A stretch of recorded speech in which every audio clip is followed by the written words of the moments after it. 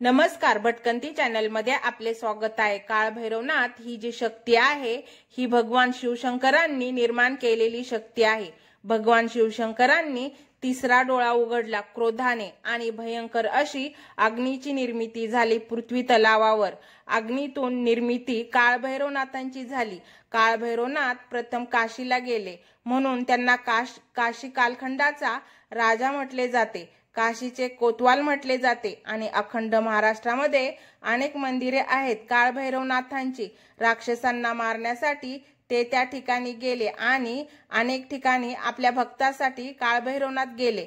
तर काळ भैरवनाथांना गुलालच का उधळतात बघा। यात्रेमध्ये आपण गुलाल उधळतो, सवाई सर्जाच्या नावाने चांगभले म्हणतो आणि गुलाल उधळतो, परंतु हा गुलाल का उधळतो याबद्दल अगदी थोडक्यात माहिती। आपण काळ भैरवनाथांचे भक्त आहात ना, तर हा व्हिडिओ मनापासून पहा, ऐका। कमळाजी नावाचा धनगर अफाट भक्ती देवावरती, अफाट भक्ती, त्यांना कमळाजी बुवा म्हणतात।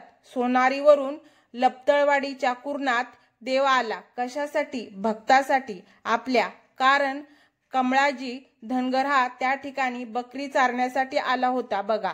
देव भक्तासाठी कुठे येतोय, म्हणजेच घोडे उड्डाण हे स्थान आत्ताचे, आणि घोडे उड्डाणवरून देव वीरला आले फक्त भक्तासाठी। आणि सध्याची वीरची यात्रा आहे 4 फेब्रुवारीला चालू होते यात्रा। या वीर गावामध्ये लाखो लोके यात्रेला येतात। काळ भैरवनाथांच्या लाखो लोक आणि यात्रेमध्ये उंच आकाशात गुलाल उधळून देतात। आहो काय तो क्षण, त्यावेळेला काळ भैरवनाथांची पालखी निघते ना, लाखो लोक या पालखी बरोबर असतात।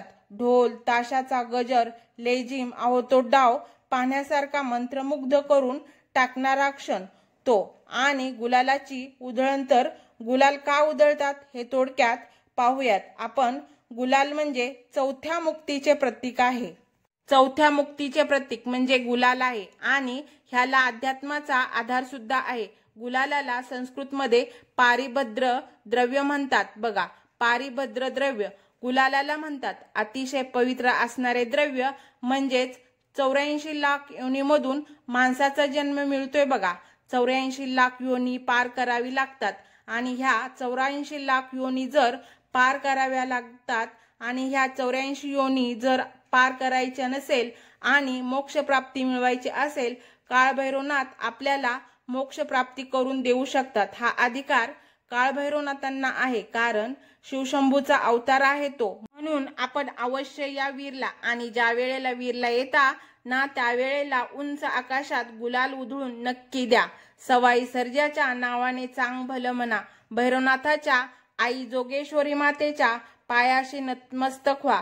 प्रत्येक येणारं संकट आपल्या माघारी लावण्याची ताकद काळ भैरवनाथांच्या मध्ये आहे। म्हणून खरंच मनापासून देवाची भक्ती केली आपण तर नक्की आपल्याला मुक्ती मिळू शकते 84 लाख योनीतून। खरंच गुलाल हे किती पवित्र आहे, परंतु ही श्रद्धा जर मनापासून पाहिजे, मनापासून श्रद्धा केली तर आपल्याला हे सर्व मिळू शकते। आपण जगाच्या कानाकोपऱ्यात कुठेही फिरा आणि काळ भैरवनाथांचा गुलाल आपल्या माथे असू द्या, ते येणारे संकट पळून जाईल। एवढी ताकद काळ भैरवनाथांच्या वीरला आल्यानंतर तो क्षण पहा छबिण्याचा। आजही देव त्या ठिकाणी येतो आपल्या भक्तासाठी। जे कमळाजी बुवा आहेत त्यांचे वंशज आहेत, त्यांच्या अंगात येते देव, त्या ठिकाणी येतो, अंगात संचारतो देव आणि ते बोलेल तेच खरे होते। म्हणून देव कालही आहे, आजही आहे आणि उद्याही आहे।